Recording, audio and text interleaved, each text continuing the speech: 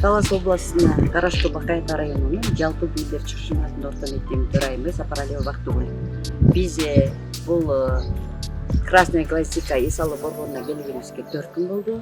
Бул жердин эмнеси жакты? Бул жердин эң негизгиси эле ысык сууга алып барып, кайра алып келген нерсеси жакты. Андан тышкары таза, өтө таза. Эме тамак аштары да таза.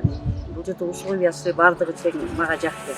Ана биз агайыбызга аябай ыраазычылык билдиребиз, себеби ал өзү бизди алып келип, уюштуруу жагын аябай жакшы камсыз кылды да. Анан бул жердеги эми абыра өзүнчө жакшы экен да.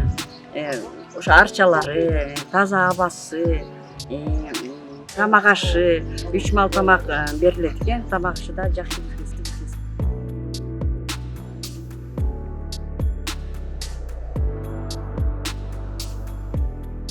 Мен Талас областынын Бакай ата районунун жалпы билим берүүчү Капалов Эшимбек атындагы орто мектебинин дене тарбия мугалими Нокоев Советбек Айчинович.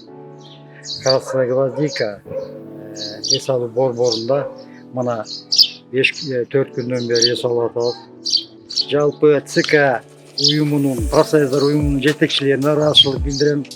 Жана ошондой эле бизди эс алдырып жүргөн Бакай ата районунун профсоюздар уюмунун жетекчиси Сөлпиев Нурбек агайыбызга ыраазычылык билдиребиз.